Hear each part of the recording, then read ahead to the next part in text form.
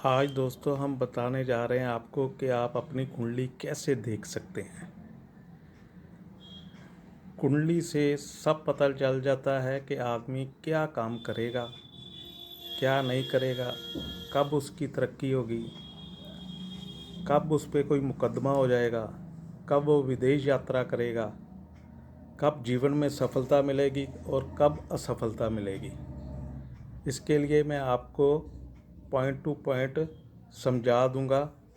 आप मेरी वीडियो शुरू से लेके अंत तक देखें, आपको सारी चीज़ों का अपने आप पता चलता जाएगा और आप अपनी जन्म कुंडली बड़ी अच्छी तरह से आप ही देख सकते हैं। सबसे पहले ये जो मैंने कुंडली बनाई हुई है, इसके 12 घर है। 1, 2,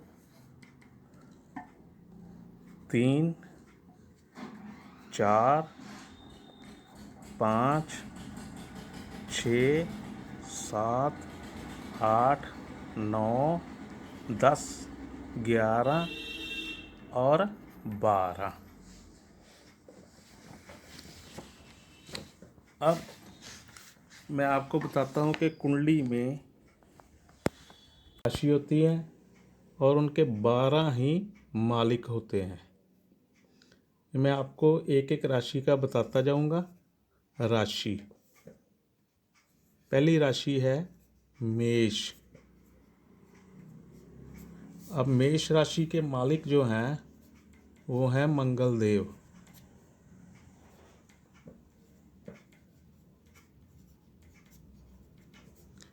दूसरी राशि जो है वो है वृषभ।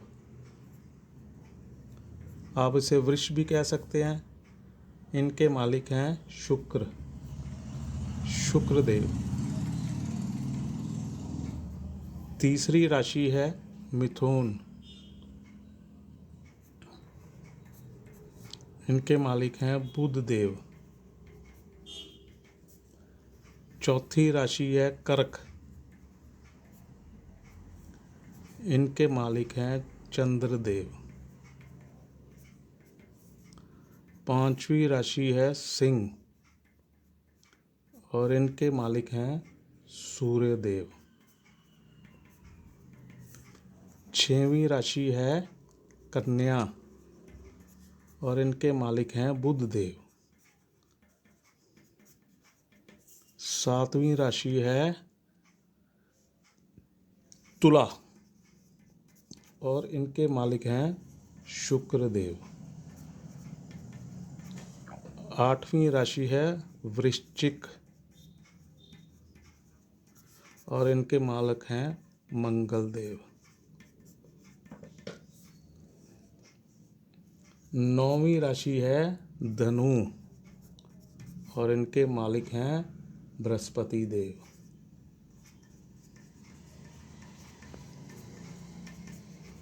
10वीं राशि है मकर और इनके मालिक हैं शनि देव। 11वीं राशि है कुंभ और इनके मालिक हैं शनि देव। 12वीं राशि है मीन और इनके मालिक हैं बृहस्पति देव।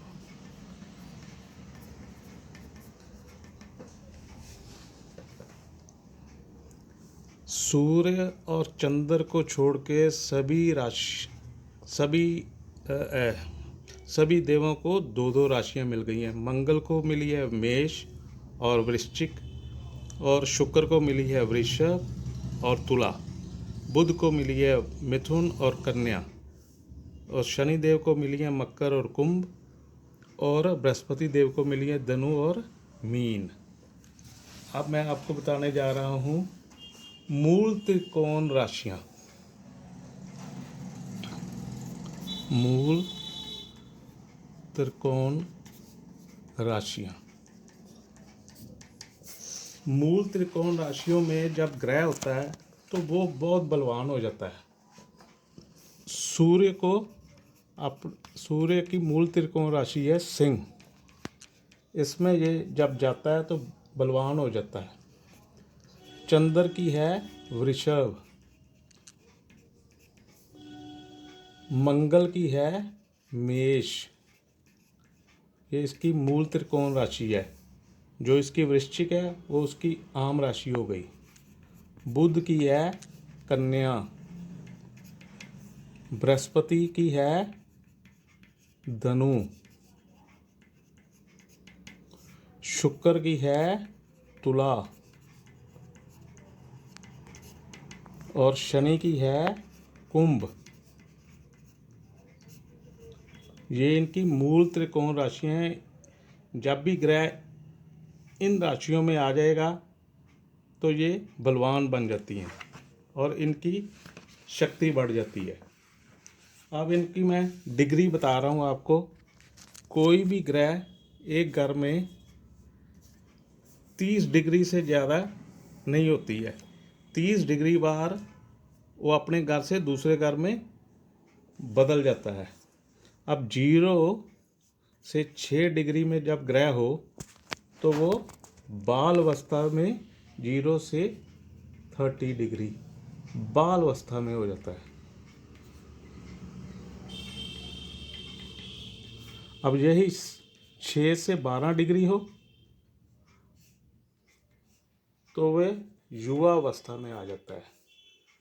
तो 12 से 18 डिग्री में जब ग्रह आता है तो अति युवा हो जाता है, पूर्ण बलवान हो जाता है। ये 18 से 24 डिग्री तो ये वृद्ध अवस्था में आ जाता है और 24 से 30 डिग्री में पूर्ण वृद्ध बन जाता है। जितनी डिग्री अति युवा की होगी वो ग्रह उतना ही ज़्यादा बलवान हो जाएगा। इसके लिए डिग्री का देखना अति आवश्यक है। हर ग्रह की जन्म के समय अपनी डिग्री होती है। ये काल पुरुष की कुंडली है और इसके 12 घर है और हर घर कुछ ना कुछ रिप्रेजेंट करता है। वो मैं आपको एक एक करके बता रहा हूँ। पहले तो ये है लगन। लगन कहता है कि लगन बताता है कि अपना तनु, शारीरिक गठन, रूप, रंग, आकृति, स्वभाव, मस्तिष्क, सुख दुख, प्रारंभिक जीवन, स्वास्थ्य और व्यक्तित्व, विचार, चरित्र और अन्य, ये सभी चीज़ें हमें लगन से पता चलती हैं। और ये है दूसरा भाव, कुंडली का दूसरा भाव। ये हमें बताता है आपके पास धन कितना होगा, आप कितना धन आप संचित कर सकते हैं, आपका कुटुंब, आर्थिक और पारिवारिक स्थिति, नेत्र, आपकी बोली, वाणी, कंठ, धन संपदा और अन्य, ये चीज़ें हमें दूसरे घर से पता चलती हैं। अब तीसरा घर है जो, वो हमें बताता है सहज, पराक्रम, उद्यम, धैर्य, छोटे भाई बहन, पड़ोसी, मित्र, लघु यात्राएं, साहस संबंधी, writing skills and communication skills. ये हमें सभी चीज़ें तीसरे घर से पता चलती हैं।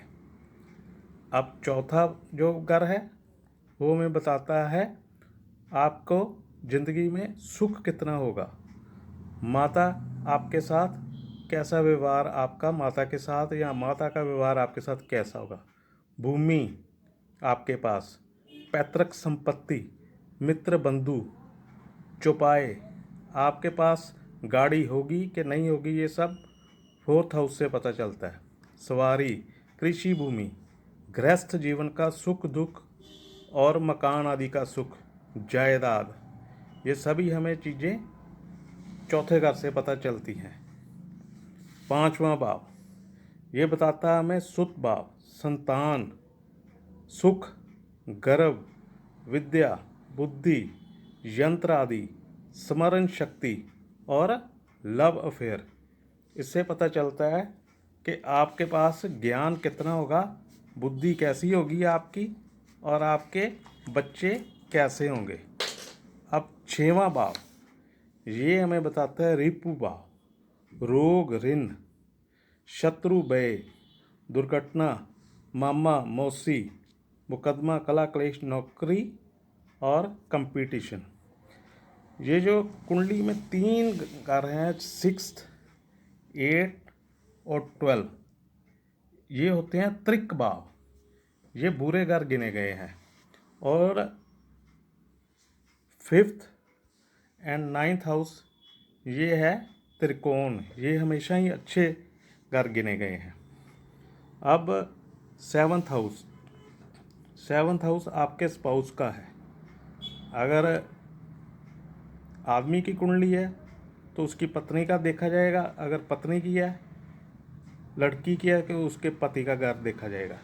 जया भाव, विवाह, स्त्री सुख, पार्टनरशिप, विदेश गमन, काम, विकार, व्यापार, क्रय विक्रय, स्थानांतरण, विदेश संबंधी पति पत्नी संबंध, आध्यात्मिक शक्ति, अन्य, ये सभी चीज़ें हमें 7वें घर से पता चलती हैं। अब 8वां घर जो त्रिक भाव है, उससे पता चलता है आयु, गुप्त, धन, मृत्यु, दुख, गुप्तेंद्रिय, पूर्व जन्म, ससुराल, आयु, प्रमाण, विदेश गमन, स्कैंडल्स एंड साइकोलॉजिकल डिसऑर्डर। इसी से पता चलता है कि कोई आदमी किसी समय डिप्रेशन में अगर जाता है तो इसी से पता चलता है, इसी घर से। इसी घर से गूढ़ ज्ञान का भी पता चलता है। आपको जो ओकल्ट साइंस की विद्या आती है, ये भी इसी घर से आती है। अब 9th हाउस जो है वो है पिता का।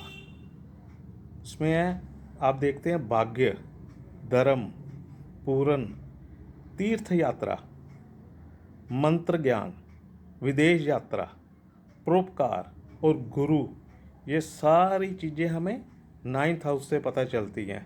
और ये एक त्रिकोण का घर है और ये कुंडली में बहुत ही अच्छा घर गिना गया। इसमें जो भी ग्रह बैठा होता है वो आपको फ़ायदा ही देता है। अब ये है कर्म भाव, 10th हाउस। इससे पता चलता है पिता का सुख, राज्य, प्रतिष्ठा, व्यवसाय, सरकारी काम व विदेश संबंधी जीविका के साधन, राजनेता, ये सभी चीज़ें हमें 10th हाउस से पता चलती हैं।